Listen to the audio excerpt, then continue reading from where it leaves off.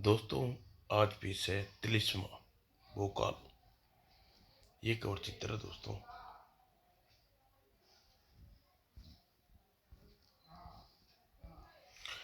भोकाल की शादी हुई तो 2 दिन भी बीत चुके थे, लेकिन विकासनगर की रौनक में कोई कमी नहीं आई थी। जगमगाते दीप राजधानी के हर भवन की अंधेरी रात को अंधकार से दूर भगा रहे थे, लेकिन एक भवन ऐसा भी था जिस पे अभी भी अंधकार व्याप्त था। यस, यही बात प्रमाणित करती थी कि भवन में मौजूद व्यक्ति के दिलो दिमाग में साव अंधकार से ज्यादा अंधेरा घेर हुआ था। राज्य की में तमाम प्रमुख व्यक्ति और माननीय दरबारियों इस बात का सख्त खेद था कि राजा विकास मोहन की हत्या के पश्चात विकास नगर के राज्य की बागडोर संभालने वाला कोई नहीं। राज्य का सारा भार रानी मोहिनी के कमजोर कंधे पर पहुंच गया, जिसे भोकाल तुरीन सुल्तान जैसे विदेशियों का सहारा दिया हुआ रानी अपना सब कुछ समझने लगी है। इसका प्रमाण है कि अभी हाल में हुई भोकाल की शादी, जिसने विकास नगर की प्रजा गाढ़े खून पसीने की कमाई का पानी की तरह बहाया गया। सज्जनों, अगर रानी मोहिनी उन विदेशियों को इसी तरह मोहित रही तो वह दिन ज्यादा दूर नहीं जब भोकाल राज्य का राजा होगा और हम एक सबको एक विदेशी के अधीन होकर जीना पड़ेगा। इसलिए इस समस्या का हल क्या है?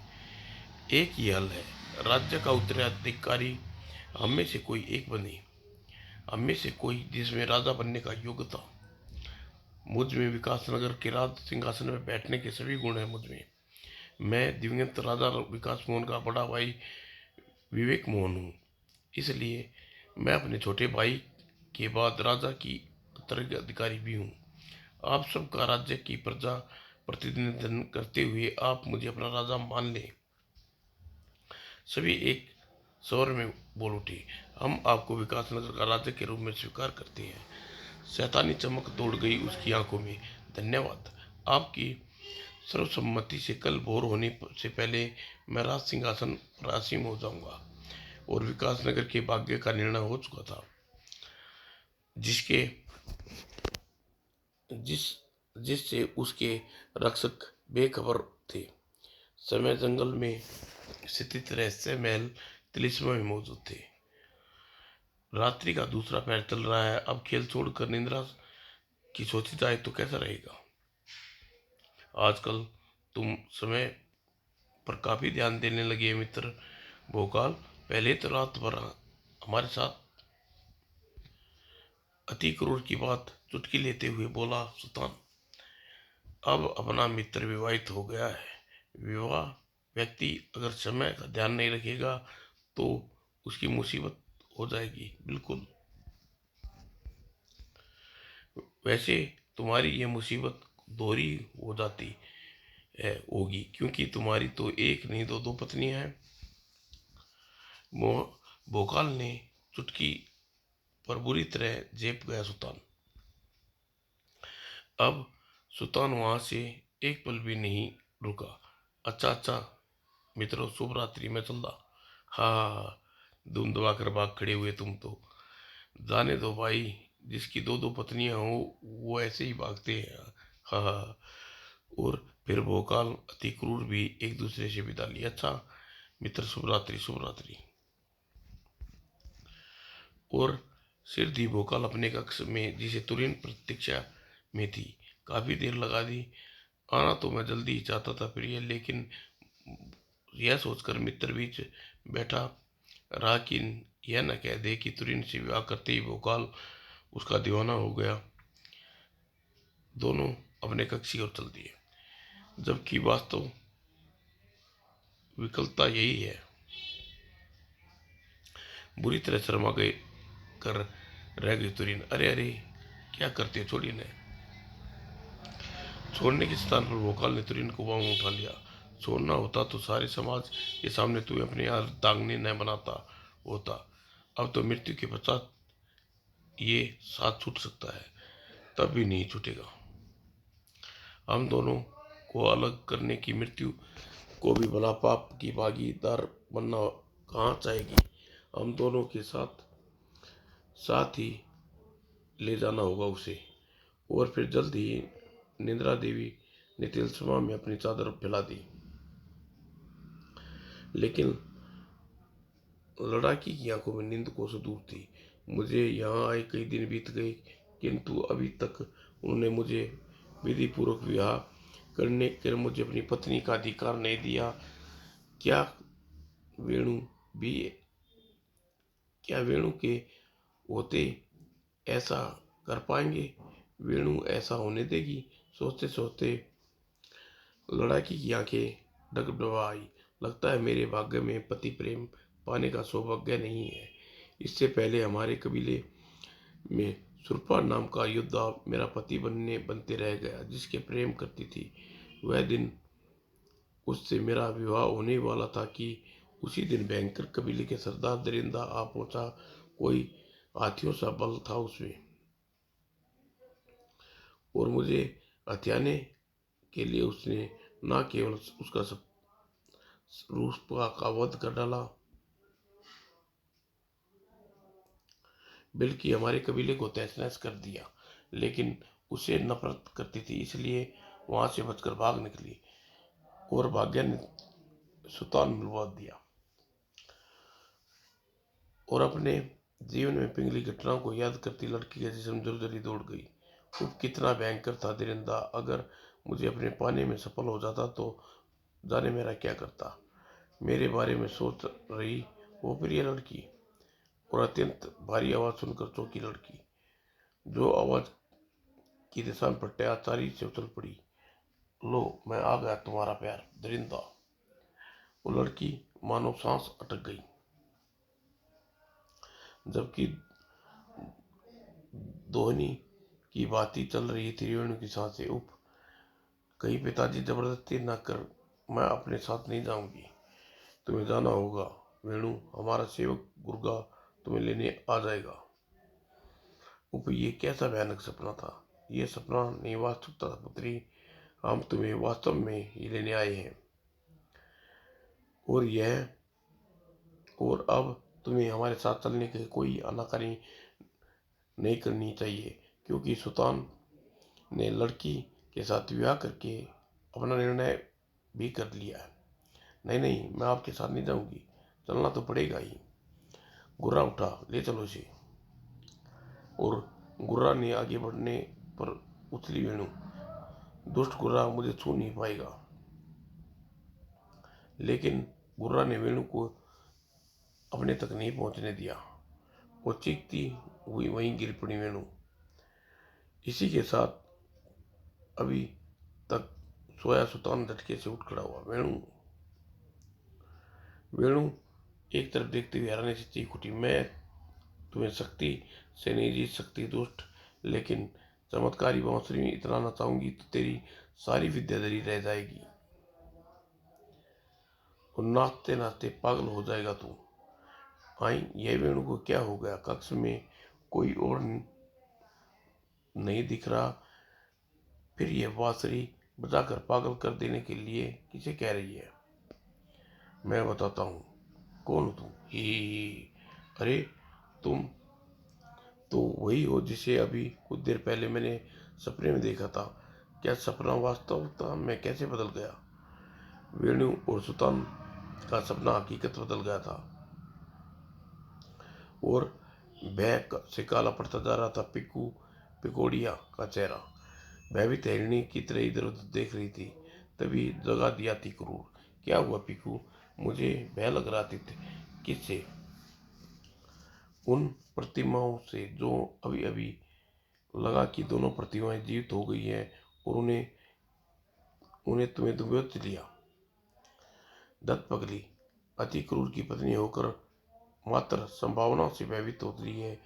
कहीं ऐसा हो क्या पाषाण की कोई प्रतिमा जीवित हो उठे? आराम से सो जाओ। अति क्रूर की बात पूरी होने पर भयभीत पीकू की कंठ से चीख निकल पड़ी, ओह अति देखो, आ वे पाषाण योद्धा जीवित हो रहे हैं। हे ओह, हमारा सोचा साक्षात हमारी आंखों के सामने प्रकट हो रहा है। ओह, योद्धा हमारी तरफ बढ़ रहे हैं। अतीत, अब क्या वो करेंगे? पीक को उसके प्रश्न का उत्तर मिल गया। ओह अतीत, ये तो तुमसे युद्ध करने लगे। अतीत ने पीछे न रहा। चिंता न करना पीप, यह चकनाचूर किए देता हूं इन्हें। और अति क्रूर ने दातक का भीषण प्रहार किया। आश्चर्य की बात, यह मेरा दातक पर्वतों का सीना फाड़ देता है, इनका कोई प्रभाव नहीं पड़ रहा। ओह, इससे बेखबर बोकार और तुरीन आह, सोच सपने में दिखने वाला दृश्य देखते ही तुरीन एक झटके में खड़ी हो गई।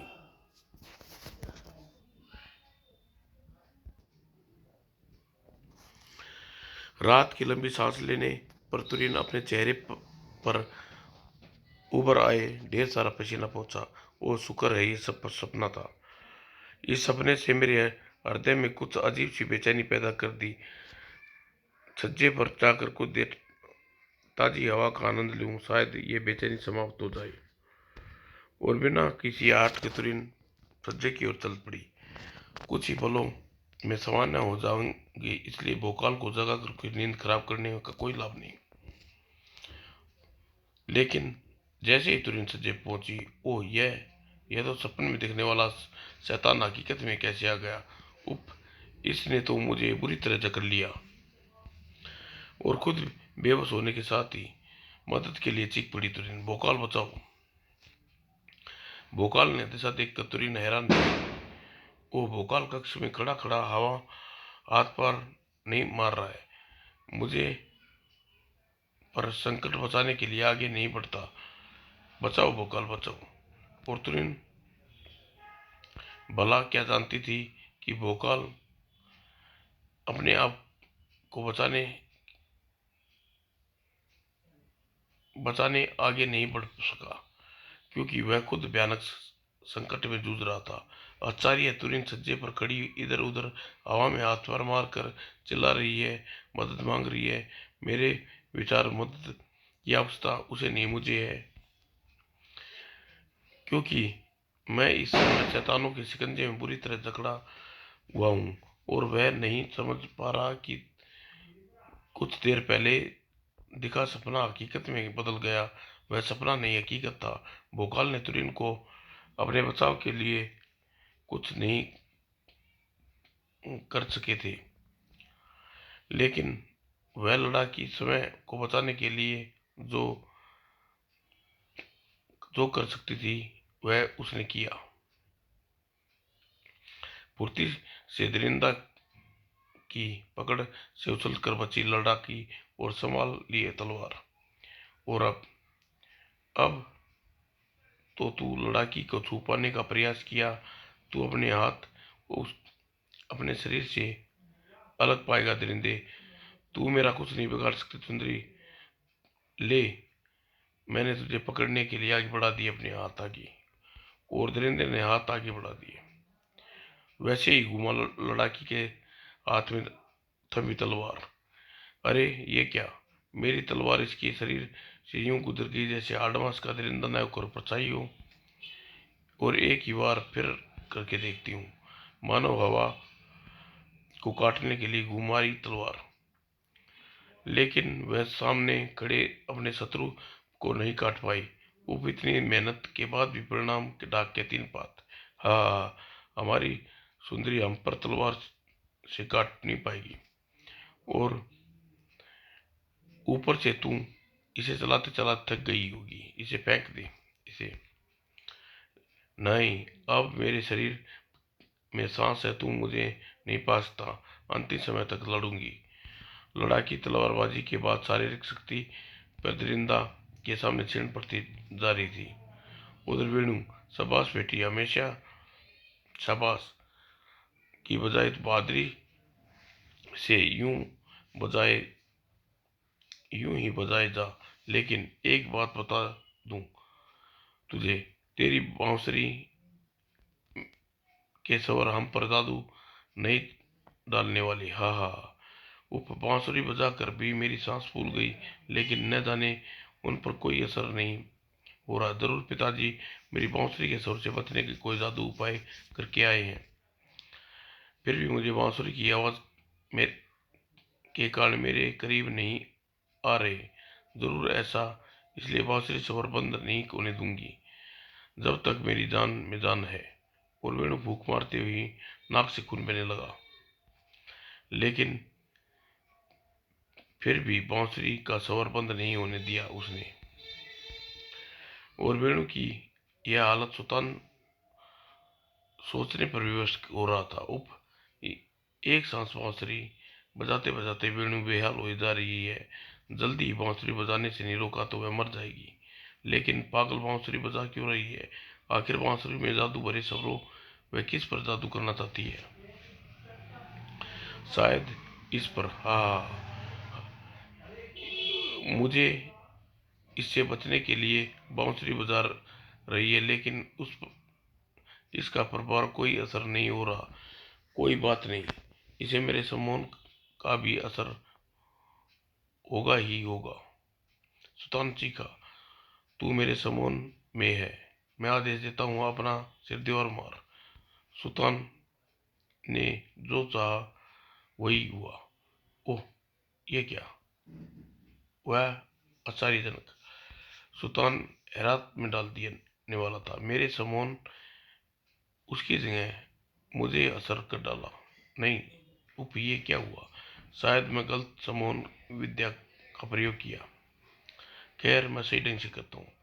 अपने दोनों हाथों पर खड़े होकर चलकर दिखाओ। और इस बार भी पहले कितने उल्टा ही हुआ। इस इस झटके से फिर हाथों पर खड़ा हुआ सुल्तान। और शाबाश, ऐसे ही दोनों हाथों पर चलकर दौड़ो। अब हम पकड़म पकड़ाई खेलेंगे, आओ। और अब अपने ही सम्मोहन में बंधा सुल्तान हाथों से केवल तेजी से दौड़ता हुआ कक्ष में।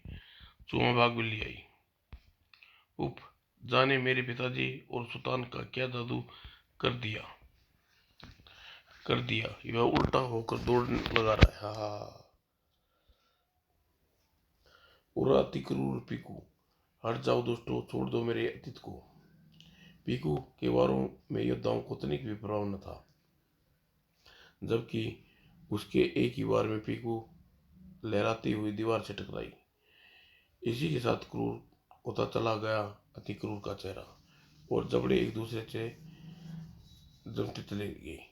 और दूसरे ही पल दोनों योद्धाओं को अपने से ऊपर से हटा दिया अति क्रूर ने, और अपनी संपूर्ण शक्ति लगानी पड़ी मुझे इन्हें अपने से अलग करने में। शारीरिक शक्ति के मामले में इनका योद्धाओं का भी कोई जोड़ नहीं। ये मुझे प्रभावी भी हो सकते हैं, इसलिए मुझे निपटने के लिए जल्दी कुछ करना होगा। और उसके लिए यह भारी खंभा एकदम उपयुक्त रहेगा। इसके वार इन दोनों को पानी पिला देगा। अति क्रूर ने खंभे उखाड़ने के लिए अति क्रूर अपनी सारी शक्ति लगा दी, परंतु उप मेरी संपूर्ण शक्ति से लाने खंभा हिला भी नहीं। परंतु फिर ना जाने कैसी शक्ति इसे वापस सिद्ध कर देती हूँ, नहीं उखाड़ पाऊंगा। वह हार मान गया, और वह शक्तिशाली, लेकिन लड़ाई हार मानने वाले का यही हाल होता है। मैं इनकी शक्ति का सामना नहीं कर सकता। अब मुझे समय को निश्चित ही नीति के सारे छोड़ देना चाहिए। उधर मेरी सांसें छूटी जा रही हैं। भोकाल बचाओ, आ आ। अचानक भोकाल के मस्तिष्क में क्रोधा विचार, यह रहस्यमय संकट हमारे तिलिस्मा में आए हुए हैं। तिलिस्मा खुद रहस्यमय शक्तियों का भंडार है। इसकी सहायता से संकटों को चुटकियों में दूर किया जा सकता है। लेकिन इसलिए मेरा तिलिस्मा यांत्रिक कक्ष में पहुंचना अत्यंत आवश्यक है, और उसके लिए आवश्यक है प्राणी की जकड़ स्वयं से मुक्त करना। यू लगभग असंभव कार्य है, किंतु अगर अपना और तुरीन का जीवन बचाना है तो मुझे यह संभव का ही हर हाल में, हर दशा में संभव कर दिखाना होगा। और जी थोड़े प्रयास के बाद प्राणी को शिकंजे से छूटा भोकाल और अपने से दूर बाहर की तरफ फेंक भाग खड़ा हुआ। वह मेरे पीछे वह मेरे पीछे आ रहा है, लेकिन मुझे इस बात का पूरा ध्यान रखना है कि मुझे पकड़ में ना हो। वो मुझे संकट में गिरा छोड़कर कहाँ भाग चल रहा भोकाल। और वह आंधी की तरह भागते भागते भोकाल की कदम और तिलस्मा के यांत्रिक में पड़ते ही उछल कर ठिनक कर रुक गया। ओ आंखें देखती रह गई दृश्य जिसे उसे कल्पना भी न थी। ओ तो ये क्या देख रहा हूँ? यह तिलस्मा में यांत्रिक प्रणाली के सामने लगे आसन पर कोई आकृति विद्यमान है। कौन है ये? और मानव भूकाल के प्रश्न का उत्तर देने के लिए ही वह आकृति झटके से आसन से उठकर भोकाल के सामने खड़ी हुई। ये मैं हूँ भोकाल, महाबली भोकाल, मेरा काल की। मेरा कोई निश्चित आकार नहीं है, चाहे जैसा आकार ले सकता हूँ। लेकिन तुम आए कहाँ से? तिलस्मा में कैसे पहुंचे? और तुम कर क्या रहे हो यहाँ? मैं पृथ्वी से सैकड़ों मील दूर गहना आकाशगंगा में बसे उदर नामक ग्रह का प्राणी हूँ। उधर सभी प्राणियों में विभिन्न एवं प्राकृतिक खेलों में बड़ी रुचि है। चूंकि खेल खेलने का यह सिलसिला सैकड़ों वर्ष से चलता आ रहा है, इसलिए हम उधरवासी उन खेलों में कोई रुचि नहीं रही। उन्हें सब खेल का शौक पूरा करने के लिए उन ग्रहों पर निकलने का निर्णय लिया जिन पर जीवन है। और अभियान के तहत मैं पृथ्वी को खोदकर यहाँ उतरा। मुझे यहाँ पृथ्वी के रूप में धरने में भला क्या देर लगनी थी। यहाँ मुझे प्रत्येक रोमांचक खेल होता दिखाई दिया जिसमें शायद तुम्हारा विवाह का एक नाम ले देते हैं। विवाह के सारे खेलों में बड़ी दिलचस्पी से देखता रहा। खेल मुझे बेहद बड़ा आनंद आया। फिर कई दिन चलने के बाद धीरे धीरे खेल की समाप्त होता चला गया। सभी मेहमान वापस लौट गए, लेकिन मुझे यहाँ कहाँ जाना था? मैं इसी महल में रह गया। और चूंकि मुझे नया खेल खेलना था, इसलिए मैंने आज यह नया खेल खेलने की सोची ली। मैंने इस खेल को सपन लीला नाम दिया। मैंने तुम्हारे मस्तिष्क में उभरने वाले सपनों के विचारों की तरंगों द्वारा तरह तरह के इस तरह सामने उभारा कि तुम्हें वास्तविक समझ रहे हो। खेल तुम्हारे हृदय में छिपकी कमजोरी निकाल कर तुम्हारे सामने आ खड़ी हुई और तुम उससे उलझ गए। इस खेल को मस्तिष्क और अपनी शक्ति के काबू में रखने वाला विधि होता है, और जो ऐसा नहीं कर पाते पराजित हो जाते हैं। पराजित होने को शायद तुम्हारे यहाँ नष्ट होना भी कहते हैं। तुम्हारे इसके साथ साथ महल में मौजूद अन्य साथी को भी इस खेल का हिस्सा है। तुम्हारे यहाँ पहुंचकर सिद्ध कर दिया तुम विजयी हो, लेकिन मुझे नहीं लगता तुम्हारे साथी ऐसे कर पाएंगे। उनकी दशा बता रही है, वे पराजित होंगे। अपने इस खेल का चक्कर में दूसरे साथियों को नष्ट करने पर तुले हो। बंद करो ये सब। आह भोकाल के वार के साथी। कलांकी को क्रोध भरा स्वर गूंजा। तुमने मेरे खेल में विघ्न डाला, इसलिए तुम मेरे शत्रु, इसका दंड मिलेगा। कलाकी ने उसे भीषण वार से तड़प उठा भोकाल जो ही आगे बढ़ा तो ही एक खेल में विजय हुआ भोकाल। लेकिन अब खेले जाने वाले खेल में तू सिर्फ पराजित होगा, क्योंकि तुझे मेरे साथ खेलना होगा।